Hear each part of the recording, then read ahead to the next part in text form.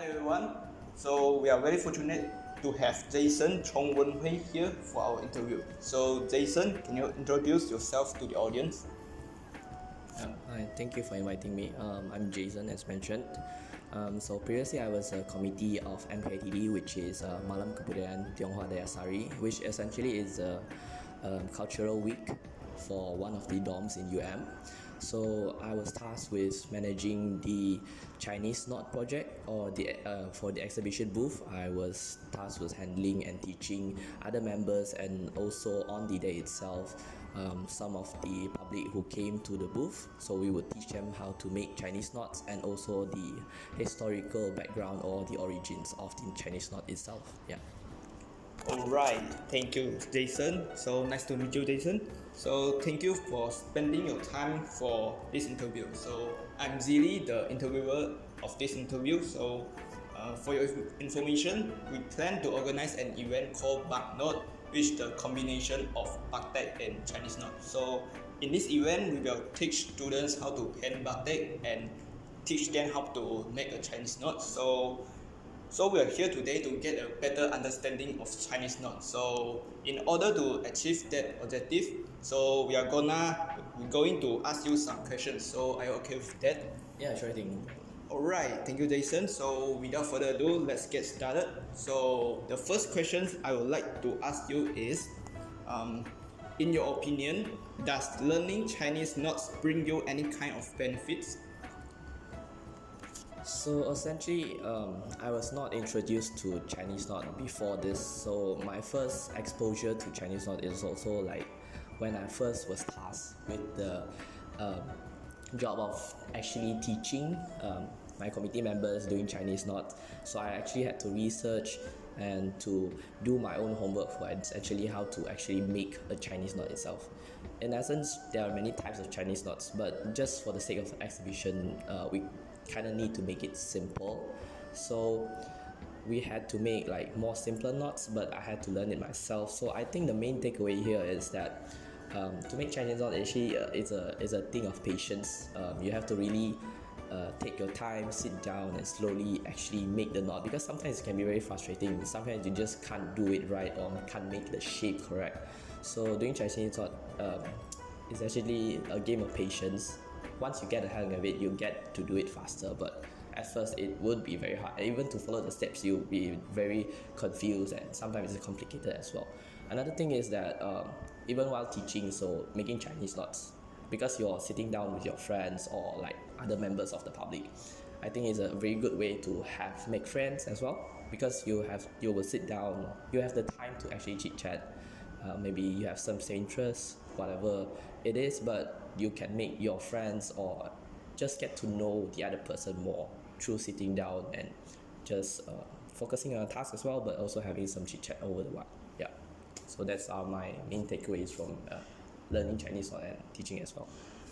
Alright, Jason. So making Chinese knot indeed bring us a lot of benefits. So yeah.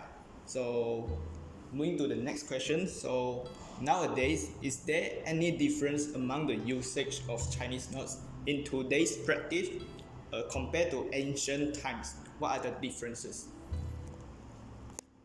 So essentially, from what I learned as well, from researching Chinese knot and its background or its historical background, is that in ancient China, where it was first started, it was invented as a way to like do measurements or like to record some events. So in the old days, they used knot to essentially use as a tool so that they could measure and also record events. Just maybe there's some important like maybe some arbitrational stuff, so they would record it on a knot. They will make a knot, then it will be a sign of a record of that event. But nowadays it's more of a decorative thing. So they use it to ward off like bad karma or like evil spirits. They used to do this, but in modern days, I think the main thing is that they use more as a decorative piece. Some people do like hang it on their walls or like hang it for festivals. It has a cultural meaning behind it, but in essence nowadays it's majority used as a decorative piece for people or like majority Chinese people lah, from what I see, they would use it maybe sometimes it's a blessing, like for a safe trip ahead, or like just the same thing as the ward of evil spirits. But yeah, nowadays it's more practically in more decorative sense instead of a more practical use kind of sense. Yeah. Alright, so that's the difference between the today's practice and the ancient times. So, alright. So, next question is, in your opinion, what are the factors that make young people set back from involvement in the traditional craft industry? So essentially for traditional craft industry, I think a main thing that sets especially young people off is that it could be kind of boring in a sense, which you have to sit down, take your time, and be patient enough to learn the skills needed to do the craft.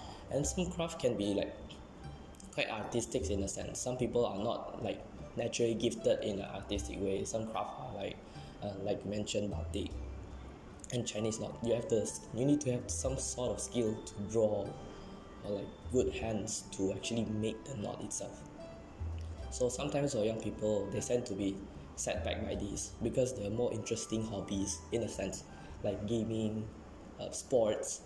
They can play with friends. In a sense, it's more exciting as well compared to you just sitting down doing knots. But the most important thing is that I think there's a need for people to cultivate, or actually at least introduce this traditional craft to young people, because I feel like young people, they sometimes are not even exposed to such hobbies, or like the craft of making handicraft, Chinese knots, batiks, etc. So I think there should be steps to be taken for young people to even start getting into this or into making handicrafts. Alright, so glad to hear that. So next question is, do you think that social media platforms are a good way to promote traditional craft, and could you justify your reasons? I think social media is definitely one of the newer and essentially more close to what younger people want. So social media, since I think everyone has a smartphone right now, so everyone consumes social media. The thing with social media is that the attention span for social media is very short. So normally people nowadays watch YouTube Reels, Instagram stories, TikTok videos. So the attention span is very short. It's just like a maximum of 30 seconds of a video. So I think social media is good in a way that it actually attracts interest, like I said, of youth to get exposed to handicrafts. But still, I think the main point here is that the ones promoting will need to have the correct mindset in promoting this, and also the correct way, in a sense that they should make videos that are clear, concise, but also very interesting to catch the attention of these youths and to get them more interested in maybe learning, or at least trying to research about what these handicrafts are. Yeah, I think social media is a great way to promote the traditional craft. So the next question is, could you explain the origins and historical practices of Chinese knots, and how did it widespread to other countries like Malaysia? So from my limited research and my knowledge on the historical background or the origin of Chinese knots, if I remember correctly, that it has evidence dating back even before the warring states in China. So that was around 403 BC. So around that time there was already evidence that this type of knots exist. But it was first again mainly used as a practical means. Some people do knots for hunting, to tie things up, and also to record events and do measurements, as I mentioned before. But around the Qing dynasty, it transformed from a practical piece to a more artistic or a decorative piece to what we have now currently. So it's made to be more intricate, more complex, but it would be done in a more beautiful pattern, or like there are many more interesting patterns that were made out further down the line in time. So what we have in modern day is closer to what the Qing dynasty has, where it's used as a decorative means to hang around your house, to hang just to decorate around. So in practical sense, it doesn't have much use in today's setting. Going back to what you mentioned about how it actually came to Malaysia, this I'm not that sure about the historical facts, but I would say that as culture comes, it would come with the people. So immigrants from the early days came from China. Of course, they would bring their own cultures with them. So essentially, they would bring back what they have learned in China, which is tying Chinese knots, and would bring them back to Malaysia. Maybe there are some modifications or different types of implementation, but essentially, I would think that was how Chinese knot essentially came to Malaysia. Alright, I see. So that's how the culture of the Chinese knot spread to other countries. So moving on to the next question. So many youngsters feel insecure to start up their business in the traditional crafts industry due to unstable income and the lack of knowledge and skills toward the traditional crafts. So what's your opinion towards this issue? I feel that with starting any business, there are certainly risks that you have to take. Essentially, now with the rise of entrepreneurship, I would suggest that it certainly has its hardship lah. So you would certainly have to go through a lot of hoops, a lot of difficulties to essentially start an entrepreneurship in such a niche business, especially since Chinese knot nowadays is dominated by big manufacturers who manufactures this using machines instead of your own hands. So the thing is that for youth, I don't think, truth to be told, it will be an easy task, but if you're down for it, I think you should actually try, because there are certainly niche markets to be exploited or to be explored. A recent rise in one such a thing I could think of is like crocheting. So it's actually knitting, similar to knitting as well. So it's kind of similar to Chinese knots, and it has been on the rise due to a lot of influencers doing it as well. So I think youth have to exploit this fact that social media is available for you to use as a mode of advertisement or marketing.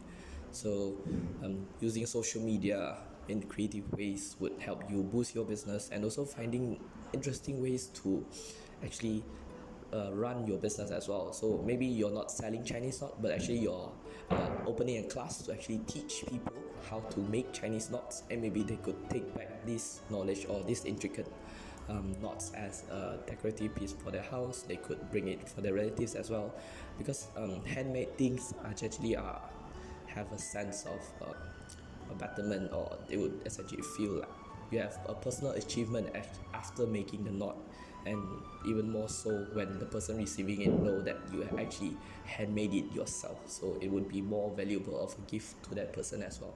So yeah, that's some of the suggestions I have. Alright, I believe this is the way youngsters can start their business in the traditional craft industry. So we're moving on to the last question. So if there are young people who are willing to learn how to make Chinese knots, so how could you advise them? I think the main advice again is just to be patient and try to find at least a good mentor in learning it.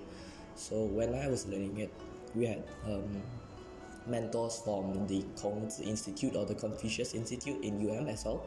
So they sent two of their representatives to teach us the more complicated or essentially the harder Chinese knots. Because in Chinese knots, there's like basic ones where there are like a few, I think at most it's around 10, and the complicated ones are just a mix of these 10 basic knots. So because our abilities are kind of limited by what we know and what we can do, so essentially having mentors, good mentors in a sense, would really help you and guide you through, so it wouldn't feel frustrated or too hard of a thing to learn. And I feel like it's good having company or someone to guide you and also keep you accompanied while you're learning, so you don't actually get bored while learning this stuff. Yeah, I think that's about it. Alright, thank you, Jason. So our interview session has finally come to an end. So thank you for letting us interview you. So hope to see you again in the future. So yeah, bye. Thank you.